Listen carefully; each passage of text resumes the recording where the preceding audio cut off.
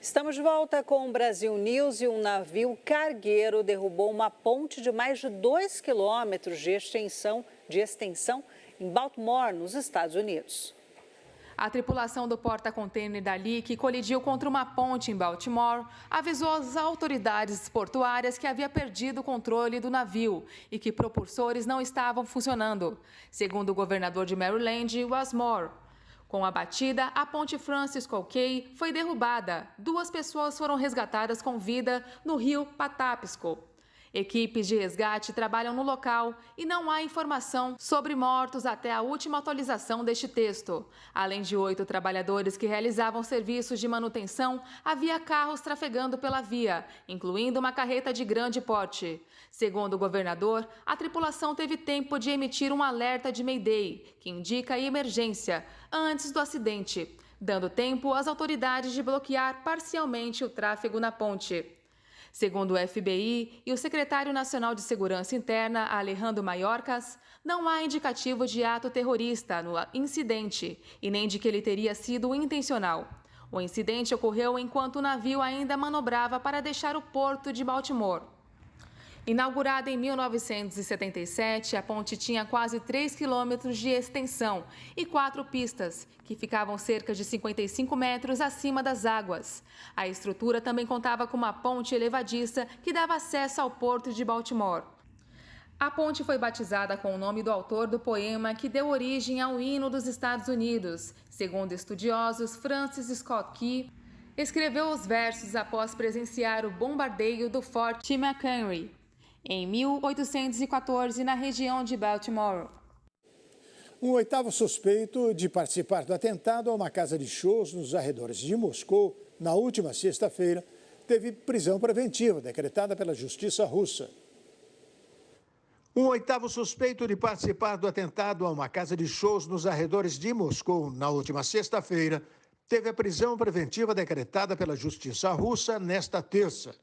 Um homem que seria originário do Quirguistão, país da Ásia Central, vai ficar detido pelo menos até o dia 22 de maio. Outros 7 suspeitos já haviam sido presos pela polícia russa nos últimos dias. O grupo Estado Islâmico, que a Rússia combate na Síria e que atua no Cáucaso russo, assumiu a responsabilidade pelo massacre, que deixou pelo menos 139 mortos. O Serviço de Segurança da Rússia, FSB, acusou nesta terça-feira a Ucrânia e países ocidentais de terem facilitado o ataque perpetrado pelos radicais islamitas.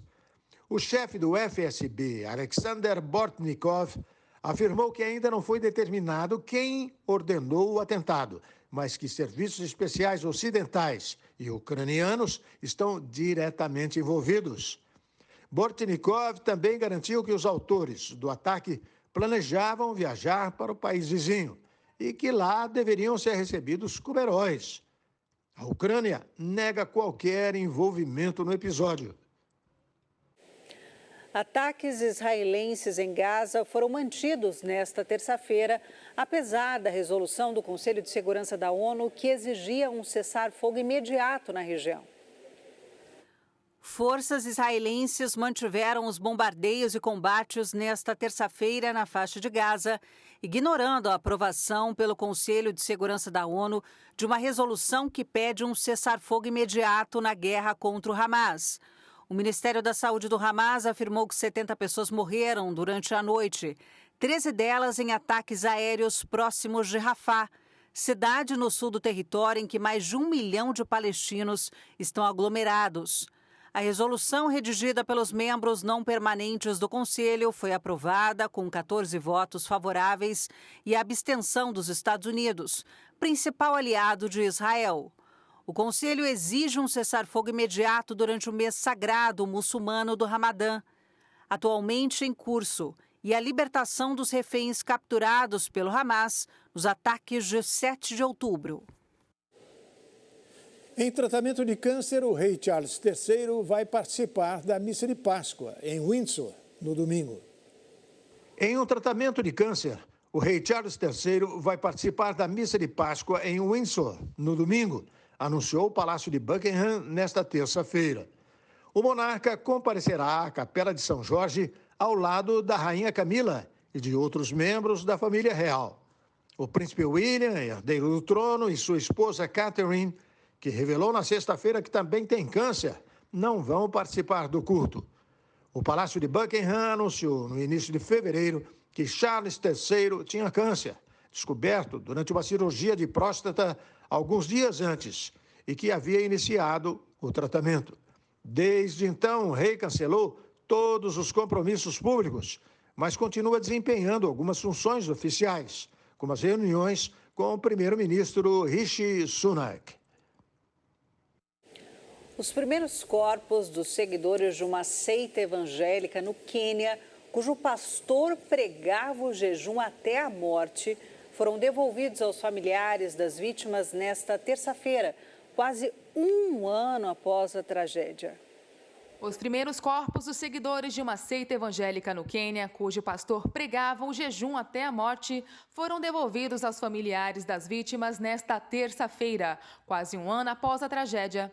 As autoridades encontraram 429 cadáveres na floresta de Shakaula, no sudeste do país africano, desde o início das escavações em abril de 2023. Taxista, antes de se autoproclamar pastor, Paul Mackenzie, que fundou a Igreja Internacional da Boa Nova, está preso desde 14 de abril, um dia após a descoberta das primeiras vítimas. O religioso defendia o jejum até a morte para encontrar Jesus antes do fim do mundo, que, segundo ele, ocorreria em agosto de 2023. As necrópsias revelaram que a maioria das vítimas morreu de fome, mas algumas, incluindo crianças, foram estranguladas, espancadas ou asfixiadas. Familiares dos mortos tiveram que esperar quase um ano para recuperar os corpos, em parte devido aos atrasos na identificação do DNA. Na semana passada, a Comissão Nacional dos Direitos Humanos do Quênia, um órgão oficial mais independente, lamentou a lentidão do processo. Ao menos mais 35 valas comuns foram identificadas e novas exumações deverão começar em breve. O governo anunciou que a floresta de Shakaula se tornará um local de memória para que os quenianos e o mundo não esqueçam o que aconteceu. E em instantes, mesmo com a alta nos preços, os comerciantes esperam um aumento nas vendas de itens da ceia na Páscoa. E logo após o nosso telejornal, não perca ao vivo mais uma edição do programa Padre Alessandro Campos. O Brasil News volta daqui a pouquinho.